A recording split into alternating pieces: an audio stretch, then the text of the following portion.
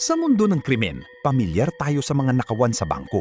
Mabilis ang pagtakas, lula ng mga getaway car, mga baril na nakatutok at gulong na humahagibi sa aspalto. Ngunit, paano kung ang mga kriminal ay hindi dumaan sa kalsada? Paano kung ang mga kawatan ay nanggaling sa kalangitan?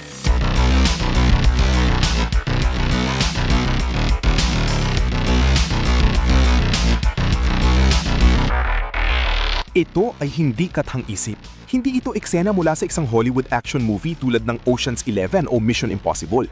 Nangyari ito sa totoong buhay. Ito ang kwento ng Vestberga Helicopter Robbery, isang operasyong napakapulido, napakaperpekto at napakatalino na napainutil nito ang buong puwersa ng pulisya ng bansang Sweden sa loob ng 20 minuto. Ito ang araw kung kailan ang katumbas ng humigit kumulang 4 na milyong euro ay literal na tinangay patungo sa mga alapaap. Upang maintindihan natin kung gaano katindi ang pangyayaring ito, kailangan nating balikan ang oras. Ilang oras bago ang mismong pagsalakay.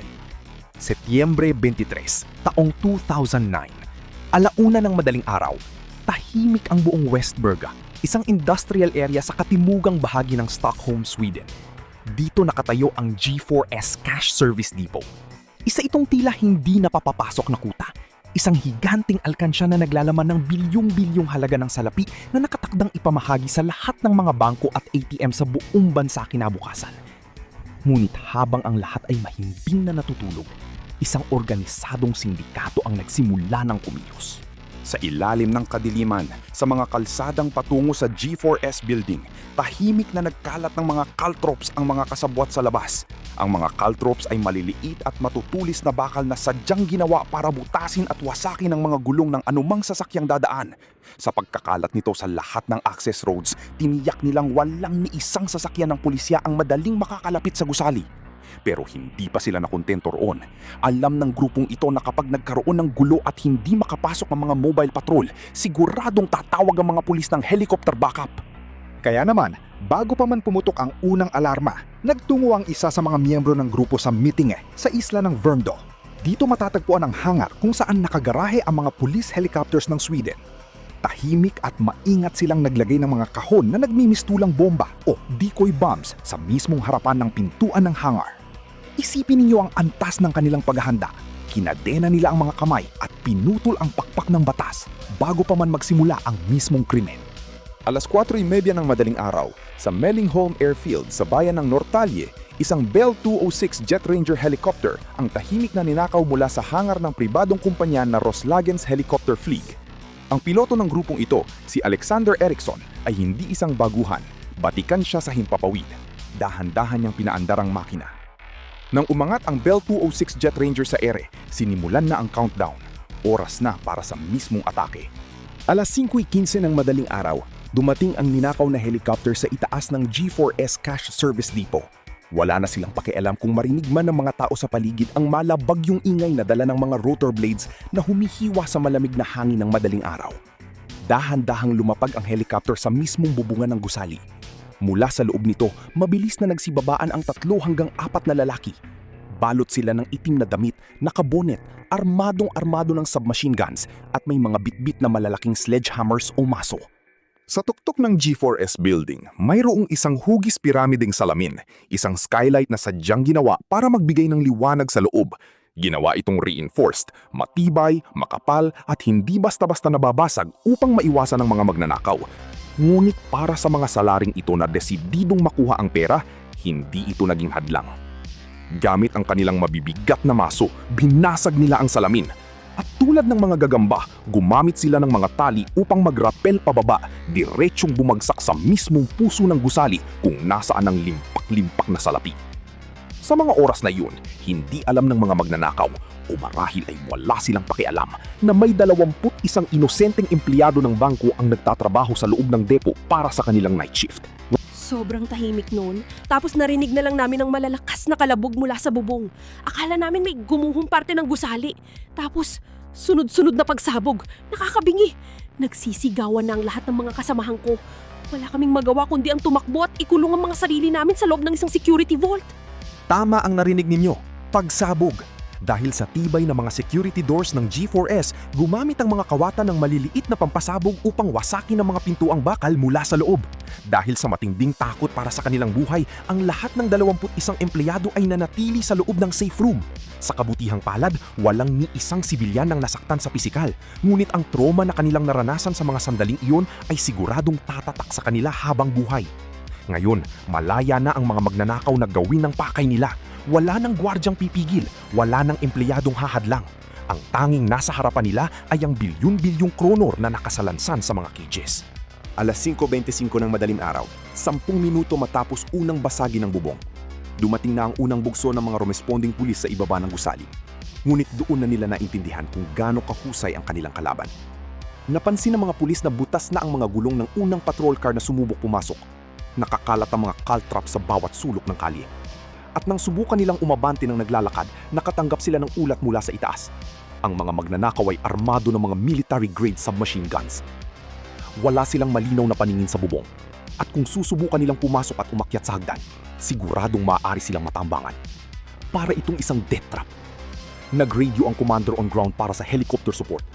At dito nila natuklasan ang pinakamasaklap na katotohanan. Alpha 1, ito ang dispatch. Negative sa air support natin. Uulitin ko, grounded ang lahat ng police choppers natin sa Verndo. May natagpo ang mga hinihinalang bomba sa mismong pintuan ng hangar. Nakulong ang ating mga unit doon at hinihintay pa ang bomb squad. Nakapako ang mga pulis sa lupa. Sa ilalim ng malamig na umaga, nakatingala lamang sila. Walang magawa kundi makinig habang naririnig nila ang pagkilos sa itaas. Ang mga magnanakaw ay patuloy sa paglilipat ng mga sako-sako at bagbag ng pera mula sa loob ng cash depot. Iniaangat papunta sa naghihintay na helicopter sa bubong. Para sa buong kapulisan ng Sweden, isa itong matinding sampal sa mukha. Ang buong unit ng kapulisan sa Stockholm ay napainutil ng ilang piraso ng matutulis na bakal at ng isang peking bomba.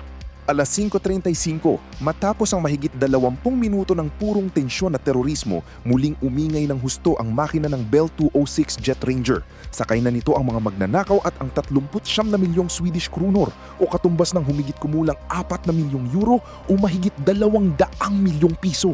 Umalis ang helikopter sa bubungan, iniwan ng mga pulis sa ibaba na tulalang pinapanood ang pag-usok ng helikopter. Lumipad ito palayo, bumabaktas at naglaho sa kalangitan ng Stockholm. Ayon sa radar at mga nakasaksi, nagtungo ang chopper sa direksyon ng Kanaan Badet kung saan iniulat na saglit itong lumapag upang ibaba ang bahagi ng mga kawatan o ang nakuhang pera.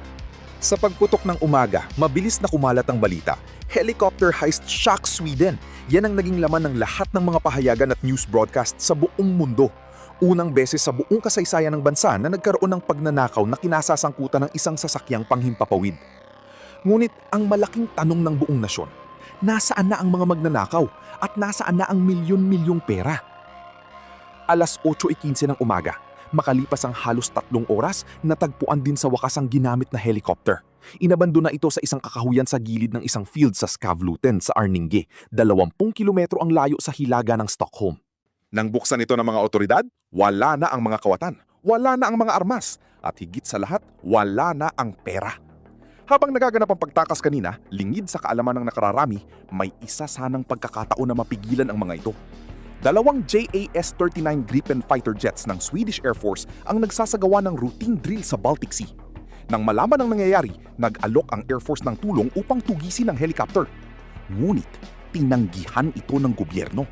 Ang katwiran? Ang nangyayari daw ay isang civilian matter o simpleng krimen at hindi isang sitwasyon ng digmaan o military invasion para makialam ang militar. Kinabukasan, isang pabuya na aabot sa 7 milyong Swedish kronor ang inalok ng kumpanyang G4S sa sino mang makakapagturo sa mga salarin at maibabalik ang kanilang ninakaw na yaman. Dito na nagsimula ang isa sa pinakamalaking at pinakakontrobersyal na manhunt sa kasaysayan ng Europa. At dito rin lumabas ang mga nakakagimbal na detalye ng palpak na sistema ng intelihensya ng pamahalaan. Ayon mismo sa Interior Minister ng bansang Serbia na si Ivica Dačić, ang pag-ataking ito ay kinasangkutan ng mga dating miyembro ng retorikong Red Berets ng Serbia, mga ex-military na eksperto sa taktika. Ang masaklap at nakakapanlumo sa lahat, 1 buwan pa lang bago ang insidente, binalaan na ng pulisya ng Serbia ang embahada ng Sweden sa Belgrade. Sa isang formal na komunikasyon, sinabi nila, may isang kriminal na grupo ng mga Serbian at local syndicates na nagpaplano ng malaking nakawan sa inyong kabisera. May hawak na silang impormasyon, may warning na ibinigay. Ngunit tila nagkulang o walang konkretong naging aksyon ng mga otoridad sa Sweden upang masawata ito bago mangyari. Dahil sa matinding kahihiyan at pressure mula sa publiko, nagkukumahog ang kapulisan upang linisin ang kanilang pangalan. Gamit ang DNA evidence sa helicopter, surveillance footages at kooperasyon ng iba't ibang bansa, mabilis nilang natukoy ang mga pangunahing suspek. Nagsimula ang pagtugis hindi lang sa loob ng Sweden, kundi sa iba't ibang dako ng mundo. Si Safa Kadum, ang isang lalaking kinumpirmang bumasag ng salamin gamit ang sledgehammer, ay mabilis na tumakas patungong Dominican Republic makalipas lamang ang 2 araw. Subalit, hindi siya nagtagal doon. Agad siyang inaresto ng mga lokal na otoridad sa pakikipagtulungan ng gobyerno ng Sweden at puwersahang iniuwi sakay ng isang inarkilang private plane ng gobyerno. Si Alexander Erickson, ang batikan at utak sa himpapawid na naging piloto ng helicopter, ay sinubukan namang magtago at pumunta sa Canary Islands. Pagbaba pa lang niya ng eroplano, wala siyang kaalam-alam na sinalubong at pinalibutan na agad siya ng Special Operations Unit ng Swedish Police. At sa sentro ng lahat ng masterplan na ito, ang itinuturong pasimuno, si Goran Bojovic. Oktubre taong 2010, bumaba ang hatol. 7 kalalakihan ang nakatanggap ng sintensya sa kulungan. Si Alexander Erickson, ang piloto, ay hinatulan ng 8 taong pagkakakulong. Si Safa Kadum, ang magnanakaw sa loob ng vault, 8 taon. Ang leader na si Goran Bojovic, 8 taon rin. Ang mga naging kasabwat at organizers na sina Charbel Charo at Michael Sodergran ay nakakuha ng tig-5 taon. Habang ang 2 lalaking nagbigay ng peking alibay, sina Marcus Axelsson at Thomas Broman, ay nakulong ng 2 at 1 taon. Ngunit, kahit nahuli ang 7 sa kanila, may malaking kulang sa kwentong ito. Ayon sa mismong mga investigador, 3 lalaking naaresto ang tuluyang napawalang sala dahil sa kakulangan ng ebidensya. At ang malala pa rito, pinaghihinalaan nila na may umaabot pa sa 10 individual na naging bahagi ng buong operasyon na hanggang ngayon ay hindi pa rin nakikilala. Sila ang mga taong nasa likod ng anino, tahimik na nagtatamasa ng tagumpay ng nakawan. At ang tanong na bumabagabag sa isip ng lahat, ang 49 na milyong kronor? Ang bundok ng pera na binitbit papasok sa helicopter mula sa bubungan ng G4S? Makalipas ang higit 1 dekada, hindi kailanman nahanap ang pera, ni isang barya walang naibalik. Sa kultura at sining, patuloy na umaalingaw-ngaw ang kasikatan ng pagnanakaw na ito. Naging inspirasyon ito ng kilalang misyon sa sikat na video game na Grand Theft Auto 5. Naging sentro rin ito ng mga dokumentaryo, ng semi-fictional novel ng manunulat na si Jonas Bonnier at kamakailan lamang ay ginawang 8 bahaging miniseries na tinawag na The Helicopter Heist na inilabas sa Netflix noong 2024. Ngunit para sa mga inosenteng pulis na nakatayo ng walang laban sa ibaba ng G4S building noong madaling araw ng Setyembre 23, 2009. Para sa mga empleyadong umiiyak at nanginginig sa takot sa loob ng madilim na vault habang ang bubungan nila ay binabasag at pinasasabugan. Hindi ito isang laro at lalong hindi ito isang pelikula. Ito ay isang nakakagimbal na pahina ng kanilang buhay at kasaysayan. Ipinakita ng Vestberga helicopter robbery na sa tamang oras, tamang kasabwat at higit sa lahat, perpektong pagpaplano. Kahit ang pinakamatibay na kuta ng gobyerno at batas ay kayang paikutin ng iilang tao, lalo na kung ang panganib ay nagmula sa himpapawid. Ako po ang inyong tagapagsalaysay. Maraming salamat sa inyong pagsama sa pagtalakay sa kasaysayan ng Vestberga helicopter robbery.